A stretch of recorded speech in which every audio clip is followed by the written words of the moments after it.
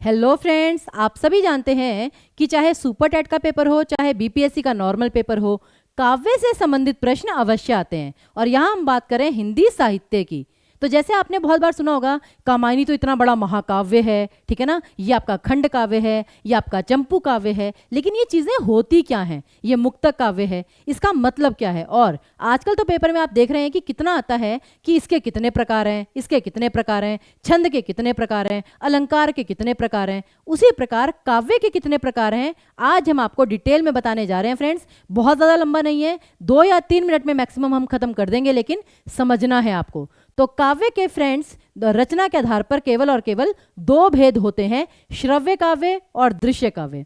श्रव्य काव्य मतलब कि जैसे जो सुना जाए, जैसे कि आप अपनी बुक्स में पोयम पढ़ते हैं, अखबार में पोयम पढ़ते हैं, तो क्या होता है, जब आप बोलते हैं तो उसकी सुंदरता बढ़ती है, वो श्रव्य काव्य है। और दृश्य काव्य क्या होता है? दृश्य काव्य वो होता है जैसे कि आप नाटक वगैरह देखते हैं, और नाटक ये वो नहीं जो आजकल सीरियल्स आते हैं ओटीटी पर। नाटक मतलब कि जैसे पुराने समय में या फिर अभी रामलीला वगैरह चलती है, ठीक है ना, कोई ऐसा मंच पे नाटक होता है जिसमें गाने के रूप में होता है कि म्यूजिक चल रहा होता है, तो वो आपका दृश्य काव्य होता है।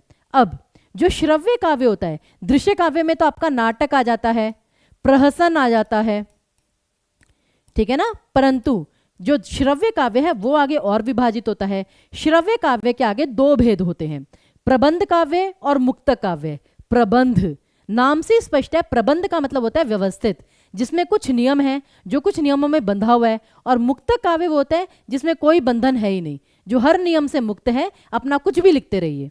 तो श्रव्य काव्य के 2 भेद होते हैं फ्रेंड्स, प्रबंध काव्य और मुक्तक काव्य। अब जब हम बात करते हैं प्रबंध काव्य की, कि वह काव्य रचना जो कथा सूत्रों और छंदों की तारतम्यता में अच्छी तरह बंधी हो, मतलब कि बेसिकली इतना लंबा नहीं, जो नियमों में बंधी हो, प्रबंध काव्य।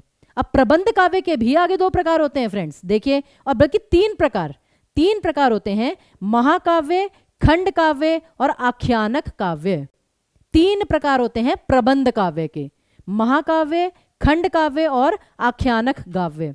अब ये क्या चीज होती है जरा देखते हैं। सबसे पहले तो महाकाव्य, जैसे कामायनी है, तो महाकाव्य में जीवन का या घटना विशेष का संपूर्ण वर्णन होता है। और इसकी विशेषताएं क्या होती हैं कि महाकाव्य का आकार बड़ा होता है, नाम से स्पष्ट है, महा है, उसमें संपूर्ण जीवन का चित्रण होता है, उसमें पात्रों की संख्या अधिक होती है, उसमें अनेक छंदों का प्रयोग होता है, और सबसे मेन बात फ्रेंड्स, उसमें 8 से अधिक सर्ग होते हैं। उसमें 8 से अधिक सर्ग होते हैं। सर्ग का मतलब क्या होता है? अध्याय। ओके, तो ये होता है आपका महाकाव्य। फिर इसके अब ये कुछ उदाहरण, जैसा मैंने आपको कहा था, मैं आपको उदाहरण भी दूंगी। अब तुलसीदास जी द्वारा रचित रामचरितमानस आपका महाकाव्य है। फिर मैथिली शरण गुप्त जी द्वारा रचित साकेत, मलिक मोहम्मद जैसी द्वारा रचित पद्मावत, कामायनी, लोकायतन, ये सारे के सारे आपके महाकाव्य के अंतर्गत आते हैं। अब बच्चे कहते हैं कि मैम जो रामचरितमानस है इसमें तो 7 सर्ग हैं। बच्चे, वो 7 सर्ग नहीं, वो 7 कांड हैं, बाल कांड, अयोध्या कांड, किष्किंधा कांड और वो सब। तो वो कांड हैं और उसमें मतलब अलग अलग और अध्याय होते हैं, तो ये चीज ध्यान में रखनी है। लेकिन रामचरितमानस आपका महाकाव्य है। अगला देखिए, और ये देखिए, इसमें 7 सर्ग, इसमें 12 सर्ग, इसमें 58 अध्याय यानी सर्ग, और इसमें 15 सर्ग। तो चाहे इसमें 7 सर्ग हैं, लेकिन विभिन्न छंदों का प्रयोग हुआ है, पात्रों की संख्या अधिक है, तो उस चीज पे आपको फोकस करना है, ठीक है। आगे देखिए अब जल्दी से दूसरा। अब ये जो 7 कांड हैं फ्रेंड्स, ये भी ध्यान रखिएगा, पेपर में पूछा जाता है कि कौन कौन सा कांड, और कभी कभी पेपर में ये भी आता है कि क्रम बनाइए, तो आपको सीरीज वाइज याद होना चाहिए। रामचरितमानस में सबसे पहले बालकांड, फिर अयोध्या कांड, फिर अरण्य कांड, फिर किष्किंधा कांड, फिर सुंदर कांड, फिर लंका कांड और फिर उत्तरकांड। तो ये पूरा सीरीज में आपको याद होना चाहिए। अगली चीज, कामायनी में कुल 15 सर्ग हैं। पेपर में यह भी पूछा जाता है कि इनमें से कौन सा कामायनी का सर्ग नहीं है, तो कामायनी के ऊपर एक प्रश्न बनता है फ्रेंड्स। तो 15 सर्ग कौन कौन से हैं?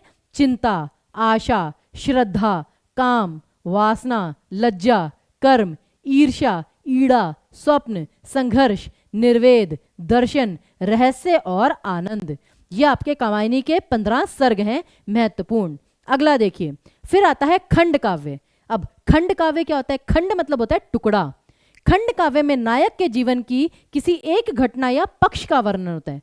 महाकाव्य में तो संपूर्ण जीवन का होता है, जो खंड काव्य उसमें केवल और केवल एक विशेष घटना या जीवन के एक पड़ाव का जो है वर्णन होता है। फिर इसका आकार अपेक्षाकृत छोटा होता है, डेफिनेटली जीवन के किसी एक पक्ष का ही चित्रण होता है, केवल एक ही सर्ग होता है, पात्रों की संख्या सीमित होती है और केवल एक ही छंद का प्रयोग होता है। तो ये होता है आपका खंड काव्य। तो आई होप अब आपको महाकाव्य और खंड काव्य में अंतर पता चल गया होगा। फिर अब इसके उदाहरण देखिए फ्रेंड्स, जैसे मैथिली शरण गुप्त जी का पंचवटी, नरोत्तम दास जी का सुदामा चरित, श्याम नारायण पांडे जी का हल्दी घाटी का युद्ध, दिनकर जी की रश्मि रथी, तुलसीदास जी की पार्वती मंगल, ये सारे के सारे आपके खंड काव्य हैं फ्रेंड्स, और पेपर में आ भी सकते हैं इसके रचयिता। आगे देखिए, अब यहां पर चार्ट के माध्यम से मैंने दोनों में अंतर आपको बता दिया, लेकिन ये हम पढ़ चुके हैं कि आकार बड़ा होता है, आकार छोटा, संपूर्ण जीवन, जीवन का कोई एक पक्ष, पात्रों की संख्या ज्यादा, पात्रों की संख्या कम, अनेक छंद, केवल एक छंद, 8 से अधिक सर्ग, यहां पे केवल एक ही सर्ग होता है, केवल एक ही अध्याय होता है। ओके, और उसके बाद फिर आख्यानक गीत। आख्यानक काव्य क्या होता है फ्रेंड्स? जो गीति काव्य होता है, जिसे गाया जाता है, और ऐसी पदबंध रचना जिसमें एक लघु कथा वर्णित होती है और जिसके छंदों में गेयता होती है, जिसको हम म्यूजिक के रूप में गा सकें। जैसे कि आप देखते हैं वो हाँ, एक कविता है, जैसे आप कोई भी कविता बोलते हैं ना कि जैसे यह कदम्ब का पेड़ अगरमा होता यमुना तीरे, मैं भी उस पर बैठ कन्हैया बनता धीरे धीरे। तो ये आप गाना नहीं गा रहे हैं, ये आप नॉर्मल कविता को लय में गा रहे हैं। परंतु अगर ये कविता ये होती हिंद देश के निवासी, इसे अपना गाना गाए बिना मतलब थोड़ा कर नहीं सकते हैं, आप गाना ही गाएंगे कि भाई हिंद देश के निवासी सभी जन एक हैं, तो वो गाने के माध्यम से ही गाते हैं, वो होता है आख्यानक गीत। और इसके उदाहरण कौन कौन से हैं फ्रेंड्स? जैसे मीराबाई का नरसी जी का माहेरो, सुभद्रा कुमारी चौहान जी की झांसी की रानी, मैथिली शरण गुप्त जी का रंग में भंग, तुलसीदास जी का हनुमान चालीसा। जी फ्रेंड्स, तो ये सारे आपके आख्यानक गीत होते हैं। और फिर आपका लास्ट में आता है मुक्तक काव्य। मुक्तक काव्य वो है जिसमें कथा नहीं होती है, प्रत्येक छंद पूर्व पद से मुक्त होता है।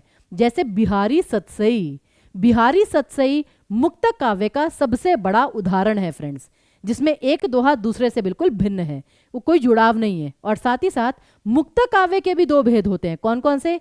पाठ्य मुक्तक और गेय मुक्तक। अब इसमें पाठ्य मुक्तक में विषय को प्रधानता होती है, विषय की, इसमें प्रसंगानुसार भावानुमति और कल्पना का चित्रण होता है। इस प्रकार से गेय मुक्तक में क्या होता है कि गेय मुक्तक को गीति काव्य भी कहते हैं। इसमें भाव प्रणयता, सौंदर्य बोध, अभिव्यक्ति की संक्षिप्तता, संगीतात्मकता की प्रधानता होती है, म्यूजिक जैसे एक लय होती है। और इसके जो है उदाहरण देखिए, मुक्तक काव्य के हरिवंश राय बच्चन जी की मधुशाला, तुलसीदास जी की दोहावली, बिहारी जी की सतसई मैंने आपको बताया था, रहीम के पद, ठीक है ना। और लास्ट में आता है आपका चंपू काव्य। ये तो आपने पढ़ा ही होगा। चंपू काव्य क्या होता है? गद्य और पद्य का मिश्रण, इसे चंपू कहते हैं, ठीक है ना। और मैथिली शरण गुप्त जी द्वारा यशोधरा जो है वो आपका चंपू काव्य है। जयशंकर प्रसाद जी की रचना उर्वशी आपका चंपू काव्य है।